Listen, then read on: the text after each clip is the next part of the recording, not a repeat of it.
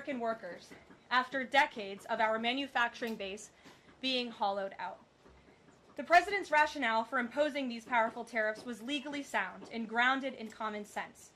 President Trump correctly believes that America cannot function safely long-term if we are unable to scale advanced domestic manufacturing capacity, have our own secure critical supply chains, and our defense industrial base is dependent on foreign adversaries. 3 judges of the U.S. Court of International Trade disagreed and brazenly abused their judicial power to usurp the authority of President Trump to stop him from carrying out the mandate that the American people gave him. These judges failed to acknowledge that the President of the United States has core foreign affairs powers and authority given to him by Congress to protect the United States economy and national security. Congress had created the National Emergency Act to provide the congressional framework to strike down improper IEEPA use, and any questions over whether President Trump improperly imposed these IEEPA tariffs were already adjudicated in Congress following Liberation Day. Congress firmly rejected an effort led by Senator Rand Paul and Democrats to terminate the president's reciprocal tariffs. The courts should have no role here. There is a troubling and dangerous trend of unelected judges inserting themselves into the presidential decision-making process. America cannot function if President Trump, or any other president for that matter, has their sensitive diplomatic or trade negotiations railroaded by activist judges. President Trump is in the process of rebalancing America's trading agreements with the entire world, bringing tens of billions of dollars in tariff revenues to our country, and finally ending the United States of America from being ripped off. These judges are threatening to undermine the credibility of the United States on the world stage. The administration has already filed an emergency motion for a stay pending appeal and an immediate administrative stay to strike down this egregious decision. But ultimately, the Supreme Court must put an end to this for the sake of our Constitution and our country. With Congress returning next week, it's critical that Senate Republicans maintain the momentum and quickly pass the One Big Beautiful Bill. The One Big Beautiful Bill will truly make America safe and prosperous. The One Big Beautiful Bill includes the largest border security investment ever. That's why the law enforcement groups are lining up to encourage its swift passage. The National Fraternal Order of Police, the largest police union in the country, just endorsed key provisions of the bill. The FOP president announced their strong support, saying the One Big Beautiful Bill Act is more than legislation. It is a promise kept to the public safety officers across the country and a bold step toward an economy that respects, rewards, and uplifts the people who keep it safe. And the National Border Patrol Council, which represents nearly 20,000 Border Patrol agents, hailed the legislation as well. The group's president said this legislation provides a once-in-a-generation investment in the border security of our great country and will make America safer. The One Big Beautiful Bill will guarantee we can permanently have the safest, strongest, and most secure immigration system in American history. I also want to take the opportunity to debunk some false claims that have been circulating in the press about this bill. The blatantly wrong claim that the One Big Beautiful Bill increases the deficit is based on the Congressional Budget Office and other scorekeepers who use shoddy assumptions and have historically been terrible at forecasting across Democrat and Republican administrations alike. For example, just before Congress enacted the original Trump tax cuts at the end of 2017, the same CBO projected that growth would average a mere 1.9% over the next 10 years.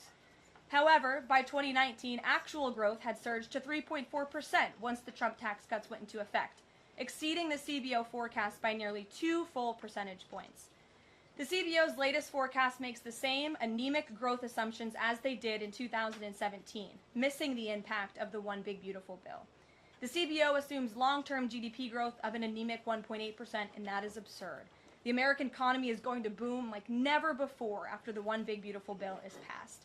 The largest middle-class tax cut in history, massive deregulation, and the most aggressive domestic energy exploration ever will fuel small businesses, further boost private investment, increase workers' wages, and supercharge economic growth. The Council of Economic Advisors has factored in the effects of all these pro-growth policies and estimated in their own analysis that growth will average 3% in the long run after the One Big Beautiful Bill is passed, which is nearly double the ridiculous CBO projection. This higher growth would result in $4.1 trillion in additional revenue over the next 10 years. Between the common sense spending reforms contained in the One Big Beautiful Bill and the robust economic growth that will be generated as a result of it, there will be no increase to the deficit. The same analysis from the CEA shows just how this historic package will unleash prosperity and ignite a blue-collar boom across America. But if the radical Democrats get their way and the One Big Beautiful Bill does not pass, Americans will face a whopping $4 trillion tax hike. This is unacceptable to President Trump. President Trump will not allow Democrats to massively raise Americans' taxes. Senate Republicans must get this bill passed. Failure is not an option. The American people are counting on Republicans to deliver. In other news, despite all the doom casting from the media, Americans are growing more and more optimistic about the economy under this president. Consumer confidence surged in May with the biggest monthly jump in 4 years, smashing expectations. According to the release from the Consumer Confidence Index, the increase in confidence was broad-based across all age groups, income groups, and political affiliations. Our country is clearly heading in the right direction under President Trump's bold leadership. For the first time in history of Rasmussen polling, a majority of Americans believe the country is on the right track. It's unsurprising because the president is fulfilling the promises he made to the American people. Here in our new media seat today, we have the editor-in-chief of The Federalist, Molly Hemingway. The Federalist is led by Molly and Sean Davis and provides fearless journalism and coverage of politics and culture to millions of readers all over the world. Thank you for being here, Molly, and why don't you please kick us off? Thank you, Caroline. Thank you. In the first Trump administration, there was an effort to stymie the agenda on Trump through the Russia collusion hoax perpetuated by many people in the media, including some people seated here, or the media outlets they represent, and other Democrats as well. The second Trump administration, to reference what you said at the beginning, seems to be subject to an effort to stymie the agenda using rogue lower court judges. You mentioned that the Supreme Court could and should do something to rein in these lower court judges. Also, Congress could do something about it, but they don't seem terribly interested in it. It also seems there's not much of an actual coordinated effort from this White House to take and tackle this effort from judges, Democrats and other people using these judges to stymie the agenda. Is there an actual effort by this White House to tackle this issue in a comprehensive way, and if so, what is it? There is an effort by this administration to tackle these rogue judges and the injunctions and the blockades that we have faced in our broken judicial system in every case. I mean, we have seen time and time again these lower district court judges ruling against this administration in the president's basic executive authority and powers. And this administration is fighting every single one of those battles in court, including already the block that came down from the tariff court, the IEPA court last night. And as on my way out here to the briefing room, I understand that there was another district court judge right here in Washington, D.C. who ruled against the president's tariff power. And I will get to the heart of your question, and I'm glad that we are addressing this in the room today, because nationwide injunctions ordered against the first Trump administration, Trump 1.0, account for more than half of the injunctions issued in this country since 1963. And President Trump had more injunctions in one full month of office in February than Joe Biden had in 3 years. And let me roll through some of these radical injunctions to paint the picture for the American people at home. These are not just talking points. These are real judges in the court of law who are trying to block the president's power and the policies that he was elected to enact. For example, a court ordered the Trump administration to return already deported terrorist aliens back to the United States. A court has ruled the Trump administration can't even temporarily pause our refugee programs. Courts prohibited the Trump administration from eliminating federal funding for child transgender surgery and mutilation, a practice that the American people overwhelmingly reject. A court also held that the Trump administration could not ban people experiencing gender dysphoria or mental health issues from serving in the military. Ridiculous. Courts prohibited the removal of transgender women from women's prisons despite potential physical harm to real women in those prisons, biological women. A Northern District of California judge issued an absurd ruling that the president cannot fire people within the executive branch without Congress passing a bill, even though Congress has expressly authorized the president through the Office of Personnel Management to authorize reductions in force across agencies. A court also ordered the Trump administration to rehire thousands of already fired employees in several cases. A federal judge blocked the Trump administration from defunding the Department of Education, another signature campaign promise that this president has the power to implement. Courts ordered the Trump administration could not eliminate funding for illegal DEI programs, hence the word illegal. These are illegal programs to begin with, and now the courts are trying to say this president can't roll them back. And a district court judge prohibited the president from issuing any categorical funding freezes. And then another court ordered on top of that the administration makes $2 billion of payments in 36 hours. These are just a few of the ridiculous orders that we have seen from lower district court judges every day, and we hope that the Supreme Court will weigh in and rein them in. The White House advisor Stephen Miller says it's judicial tyranny. Some people are calling it a judicial coup. You're saying you're responding to each and every one of these actions, efforts by these judges to delay or thwart the implementation of the agenda, but is there going to be anything more than that, or is it just going to let this operation continue, even though it may delay everything for years until the presidency is over? The administration is operating under the directive given to from the president that we need to comply with the court's orders. He's made that very clear, but we're going to fight them in court, and we're going to win on the merits of these cases because we know we are acting within the president's legal and executive authorities. And thanks for being here. Gabe. Thank you, Caroline. Question on tariffs, but first actually some foreign policy news, some breaking news. Some local Israeli media is reporting that Prime Minister Netanyahu told hostage families that he's accepted a 60-day truce offer. So can you confirm, have Israel and Hamas agreed to a truce? I can confirm that Special Envoy Witkoff and the president submitted a ceasefire proposal to Hamas that Israel backed and supported. Israel signed off on this proposal before it was sent to Hamas. I can also confirm that those discussions are continuing, and we hope that a ceasefire in Gaza will take place so we can return all of the hostages home, and that's been a priority from this administration from the beginning. I won't comment further as we are in the midst of this right now. Clear, you don't know if Hamas has accepted it yet? Not to my knowledge, but certainly if that becomes case and this ceasefire goes into effect, you'll hear it directly from myself, the president, or Special Envoy Witkoff. On tariffs, Kevin Hassett earlier this morning, he brushed off a legal ruling, called it a hiccup, and he said that trade deal negotiations would continue. Why would other countries continue these trade deal negotiations given the ruling? Because other countries around the world have faith in the negotiator-in-chief, President Donald J. Trump.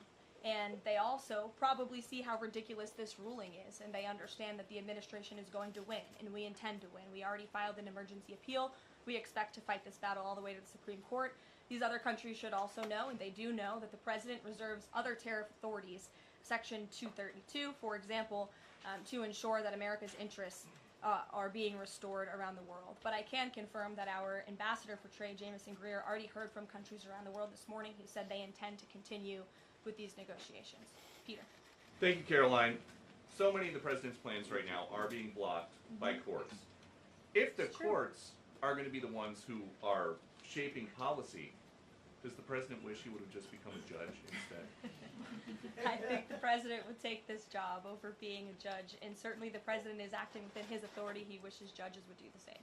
But the courts are basically telling you guys they think that the White House's policies, the president's policies, are in some way against the law. So why can't President Trump ask the Republicans that control the House and the Republicans that control the Senate just to make a new law? Well, these laws have already been granted to the president by the Constitution and by laws that have been previously passed. I'll give you another example. For instance, we've been blocked in court for the revocation of visas from individuals who have the privilege of studying in the United States of America. Secretary of State Rubio has simply used his authority to revoke those visas, to revoke that privilege, and we've seen the courts try to block that. So if these judges want to be the Secretary of State or they want to be the president, they can run for office themselves. It should be the other way around. But all of the actions the president has taken rely on legal authorities that have already been granted to him by our nation's existing laws. And on a different topic, there are some folks in President Biden's inner circle who are now in talks with Republicans in Congress to give interviews about how they may have handled President Biden's decline. Is the president satisfied with aides only sitting for these transcribed interviews, or would he also like to see some kind of testimony from the former First Lady, Dr. Biden? I think, frankly, the former First Lady should certainly speak up about what she saw in regards to her husband and when she saw it and what she knew. Because I think anybody looking, again, at the videos and photo evidence of Joe Biden with your own eyes and a little bit of common sense can see this was a clear cover-up. And Jill Biden was certainly complicit in that cover-up. There's documentation, video evidence of her clearly shielding her husband away from the cameras. They were just on The View last week. She was saying everything is fine. She's still lying to the American people. She still thinks the American public are so stupid that they're going to believe her lies. And frankly, it's insulting, and she needs to answer for it. Ouija.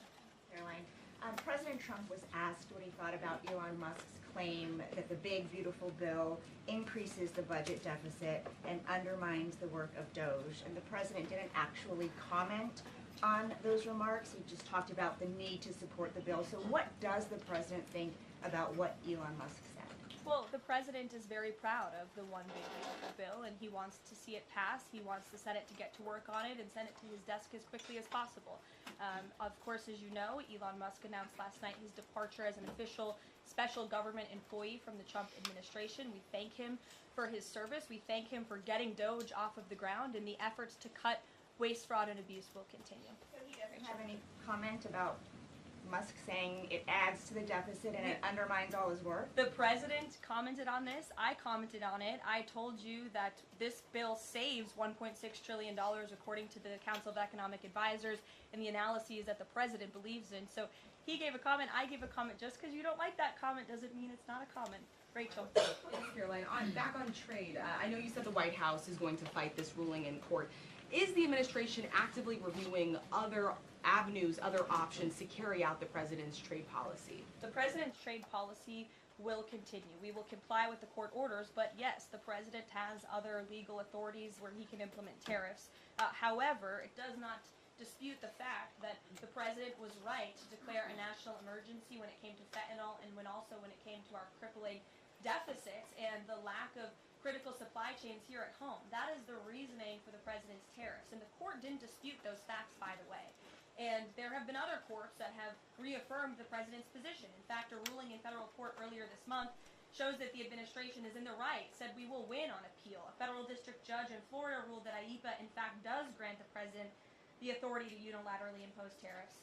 And 20 years ago, I will add, they are not a court, the New York Times editorial board responded to the January 2005 trade deficit of $58.3 billion by writing an editorial entitled Dangerous Deficits.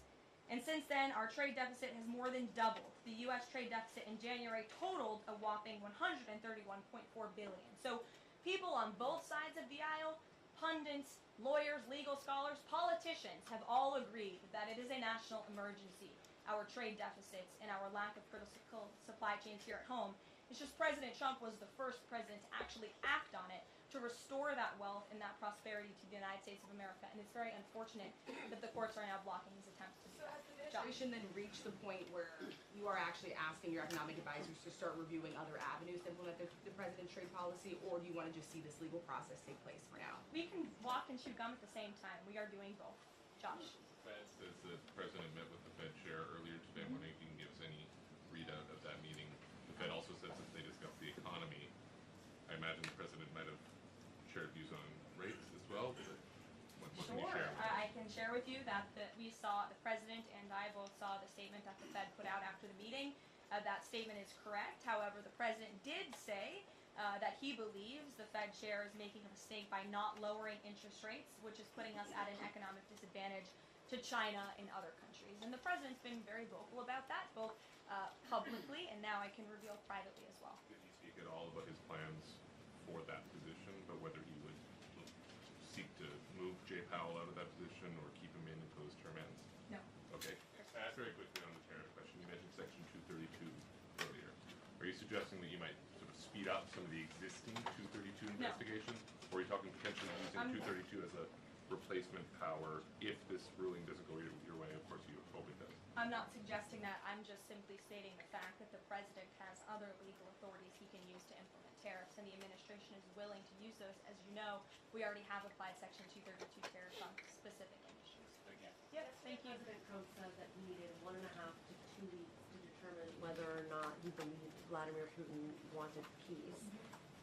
He has been in office now for 4 months. What does he believe is going to happen in the next 1.5 to 2 weeks that would change his opinion? Well, it is my understanding, and it is our hope, that Russia and Ukraine will begin direct talks and negotiations next week in Istanbul, and we believe that meeting is going to take place, and that is a meeting the president encouraged and urged for these two sides to come together and negotiate directly. And the president has been clear from the very beginning of this conflict that he wants to see this conflict solved on the negotiating table, not on the battlefield. And he's told that to both leaders, again, both publicly and privately. So hopefully next week it will move the ball forward. Is the United States going to participate in those conversations? We will let you know if the president plans to send a representative. I'm not tracking that at this time. Kelly, in the back. Thanks, Caroline. Sure. I wanted to just clarify once and for all the Qatari jet, the sale, or the gift, because the Qatari government is asking the U.S. to clarify that the jet's pending transfer was initiated by the Trump administration. So is this something that the White House is going to do? The amount of questions we've received, and we've been incredibly clear, and I have answered this, the president has answered this, the Department of Defense has answered this. This is a government-to-government gift transfer from the Qataris to the Department of Defense, to the United States Air Force. It is now in their hands, and for further details on where that stands, I would defer you to the Department of Defense and the United States Air Force. I have nothing more for you on that. Deanna. Thanks, Caroline. Two questions, one on Big Beautiful Bill, one on immigration. Sure. Yesterday, Trump said, we will be negotiating that bill, and I'm not happy about certain aspects of it, but I'm thrilled by other aspects of it. Wondering if you could, share any specifics on that. And on immigration, do you know how many illegal migrants have taken Trump's voucher program so far and have deported themselves? I believe it's in the thousands of those who have chosen the easier route of self-deportation, and we certainly encourage all illegal aliens who are present within our homeland to take that option. It's a much more pleasant option than being deported, and we will deport you if you're here illegally. That's our intention. As for the first question, what the president was speaking about is how this is a great bill. However, it has come as a result of a hard negotiation. It's difficult to get things done on Capitol Hill, but thanks to President Trump, this bill is moving in the right direction. And thanks to House Republicans and the leadership over there as well, who did a great job mediating both sides of the caucus to move this bill to the Senate. And now the president, again, has told his friends on the Senate side and is already engaged in those conversations to get that bill back to his desk as soon as possible. Sure. Has this administration been briefed about the incident that happened in Gaza on Tuesday during the rollout of the Gaza Humanitarian Foundation distribution of aid to Palestinians there? And should there be a ceasefire, will this administration continue to rely on this foundation for the distribution of aid to civilians? Are you referring, what incident are you referring On to? Tuesday, When the aid was rolled out to Gaza for the first time in many months, and meals and food was given to hungry people, thanks to President Trump. Yes, we were briefed on that plan. The president was the reason that aid went into Gaza, and he got the Israelis to support that plan. And I would add that the previous administration rejected such a plan to ensure that these starving and devastated people in the Gaza Strip were given humanitarian aid and assistance. And it was the previous administration that tried to build this pier, if you all remember it. It was brought to my attention this morning, and I thought that's a good point. Why don't I bring that up? Because there's been so much criticism. In fact, it was on the front page of a newspaper this morning about the criticism for this president having a humanitarian heart and giving people badly needed food and supplies. Nobody wanted to talk about how the previous administration failed in that endeavor. They built this pier that cost $230 million. It lasted about 20 days, and more than 60 U.S. service members were injured, as a part of this floating aid pier that did nothing for the people of Gaza. The president is opening up his humanitarian heart to get aid into the region, while his team simultaneously negotiates a ceasefire and the return of all hostages. We are moving the ball forward in a positive direction for all people. The president wants to see peace for all people. Jasmine. Thanks so much, Caroline.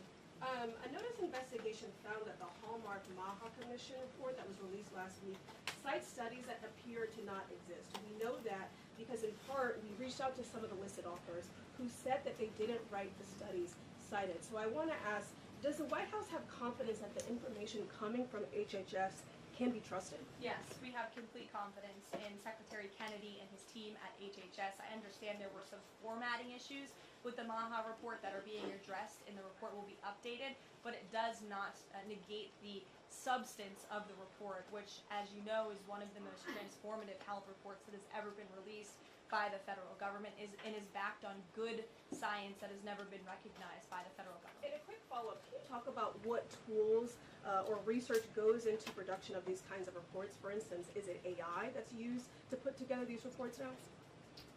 I can't speak to that. I would refer you to the Department of Health and Human Services. What I know is just what I told you. Lindsay. Thank you, Caroline. Many small businesses that we've talked to since the tariffs have been in place have said what would really help them is a long-term plan so that they can catch up. In light of what's happened now, this trade war with the courts, how will that impact this 90-day window? Will you guys be adjusting that? And how can you help relieve some of these small businesses? Well, I would say nobody understands the needs of business owners, and nobody has the backs of our small business community more than President Donald J. Trump. He believes, I've heard him talk about this with small business owners himself, that small businesses are truly the backbone of our American economy. And that's why the president is supporting the One Big Beautiful Bill. So for those he spoke to who are asking for a long-term plan, big tax cuts are coming their way. No tax on tips, no tax on overtime for their workers, more money in their pockets.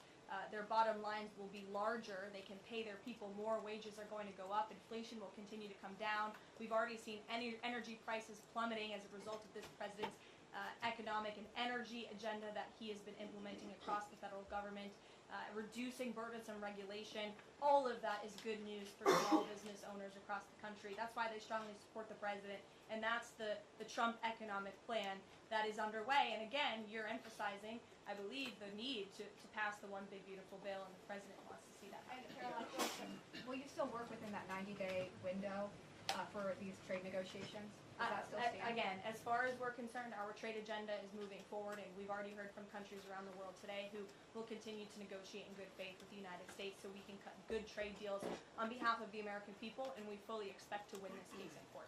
Sure. Caroline, on Golden Dome, the president put out this number of $61 billion. How did he arrive at that? Is that the number it will cost to protect Canada, and is it negotiable, or where did it come from?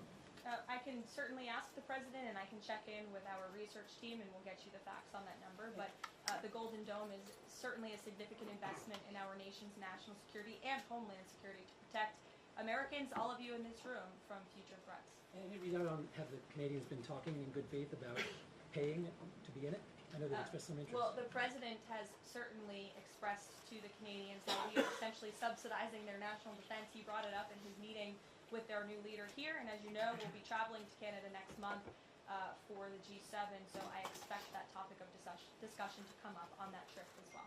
Sure. Hi, thanks, Caroline. There was a May Day USA rally in Seattle that happened over the weekend that developed into some protests and riots. The Seattle Mayor Harold said that it was a far-right rally held here to provoke a reaction by promoting beliefs that are inherently opposed to our city's values, which he defined as LGBT values. I know the FBI is looking into this, but has the president reached out to the mayor at all, asked him to apologize for this, and is this something that the administration would consider an example of anti-Christian bias?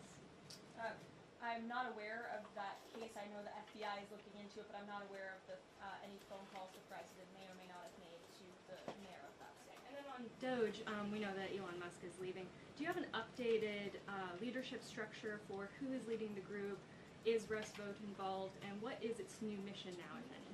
Well, the entire cabinet is involved, and I spoke to the president about it this morning, and the entire cabinet understands the need to cut government waste, fraud, and abuse. And each cabinet secretary at their respective agencies is committed to that. That's why they were working hand in hand with Elon Musk, and they'll continue to work with the respective DOGE employees who have onboarded as political appointees at all of these agencies. So surely the mission of DOGE will continue, and many DOGE employees are now political appointees and employees of our government. And to the best of my knowledge, all of them intend to stay and continue this important work. Is there a DOGE leader taking the place of Mr. Musk? Well, again, the DOGE leaders are each and every member of the president's cabinet and the president himself, who is wholeheartedly committed to cutting waste, fraud, and abuse from our government. Michael. Caroline, there's conflicting reports out of the Middle East right now. Saudi television network Al Arabia is saying that Israel and Hamas have agreed to a 60-day ceasefire. Sources within Musk are saying that has not been agreed to. If and when that does happen, will we expect to hear something from President Trump announcing that? As I said earlier, yes, indeed. If there is an announcement to be made, it will come from the White House, the President, myself, or Special Envoy Witkoff. And finally, Caroline, one big beautiful bill. The President says he's not happy with all aspects of it. What changes would he like to see be made? And can this bill be both big and beautiful? It is a one big beautiful bill, as the name rings true, and the President, as I said, is currently working with his friends in the Senate who have some recommendations for the bill. Those negotiations and discussions are continuing, but the President's ultimate priority is to get this bill back to his desk for signature.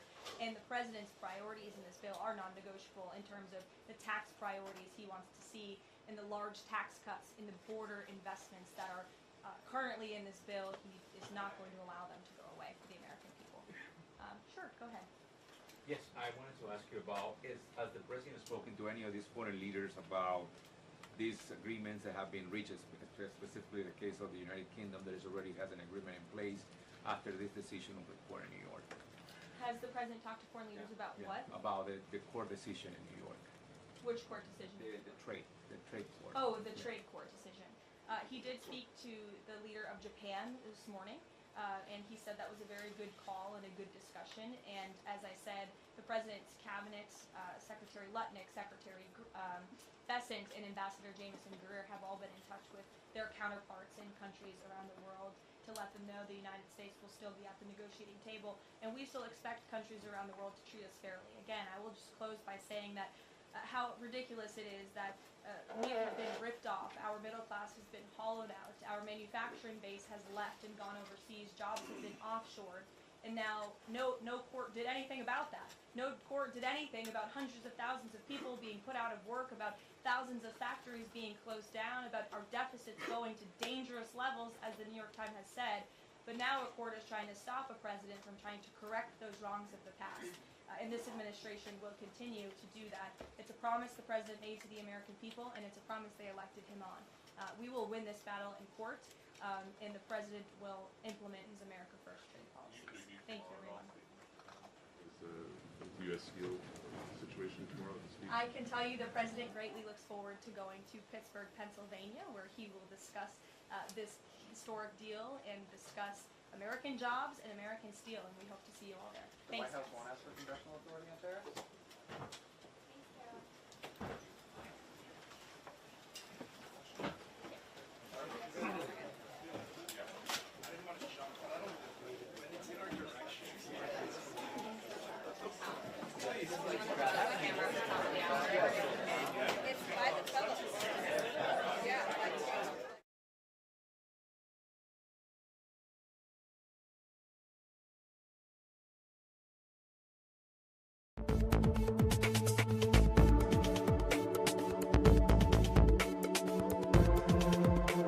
How are you? Wow, packed room today.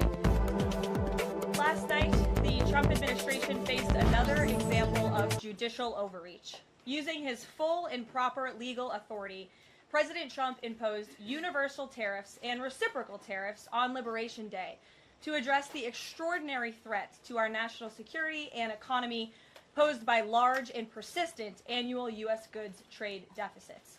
The United States has run a trade deficit of goods every year since 1975. In 2024, our trade deficit in goods exceeded $1 trillion. Everybody agrees this is unacceptable. President Trump is delivering on his promise to fix this problem, and he has taken a long overdue and much needed bold stance for American workers after decades of our manufacturing base being hollowed out. The president's rationale for imposing these powerful tariffs was legally sound and grounded in common sense. President Trump correctly believes that America cannot function safely long-term if we are unable to scale advanced domestic manufacturing capacity, have our own secure critical supply chains, and our defense industrial base is dependent on foreign adversaries. 3 judges of the U.S. Court of International Trade disagreed and brazenly abused their judicial power to usurp the authority of President Trump to stop him from carrying out the mandate that the American people gave him. These judges failed to acknowledge that the President of the United States has core foreign affairs powers and authority given to him by Congress to protect the United States economy and national security. Congress had created the National Emergency Act to provide the congressional framework to strike down improper IEEPA use. And any questions over whether President Trump improperly imposed these IEEPA tariffs were already adjudicated in Congress following Liberation Day. Congress firmly rejected an effort led by Senator Rand Paul and Democrats to terminate the president's reciprocal tariffs. The courts should have no role here. There is a troubling and dangerous trend of unelected judges inserting themselves into the presidential decision-making process. America cannot function if President Trump, or any other president for that matter, has their sensitive diplomatic or trade negotiations railroaded by activist judges. President Trump is in the process of rebalancing America's trading agreements with the entire world, bringing tens of billions of dollars in tariff revenues to our country, and finally ending the United States of America from being ripped off. These judges are threatening to undermine the credibility of the United States on the world stage. The administration has already filed an emergency motion for a stay pending appeal and an immediate administrative stay to strike down this egregious decision. But ultimately, the Supreme Court must put an end to this for the sake of our Constitution and our country. With Congress returning next week, it's critical that Senate Republicans maintain the momentum and quickly pass the One Big Beautiful Bill. The One Big Beautiful Bill will truly make America safe and prosperous. The One Big Beautiful Bill includes the largest border security investment ever. That's why the law enforcement groups are lining up to encourage its swift passage. The National Fraternal Order of Police, the largest police union in the country, just endorsed key provisions of the bill. The FOP president announced their strong support, saying the One Big Beautiful Bill Act is more than legislation. It is a promise kept to the public safety officers across the country and a bold step toward an economy that respects, rewards, and uplifts the people who keep it safe. And the National Border Patrol Council, which represents nearly 20,000 Border Patrol agents, hailed the legislation as well. The group's president said this legislation provides a once-in-a-generation investment in the border security of our great country and will make America safer. The One Big Beautiful Bill will guarantee we can permanently have the safest, strongest, and most secure immigration system in American history. I also want to take the opportunity to debunk some false claims that have been circulating in the press about this bill. The blatantly wrong claim that the One Big Beautiful Bill increases the deficit is based on the Congressional Budget Office and other scorekeepers who use shoddy assumptions and have historically been terrible at forecasting across Democrat and Republican administrations alike. For example, just before Congress enacted the original Trump tax cuts at the end of 2017, the same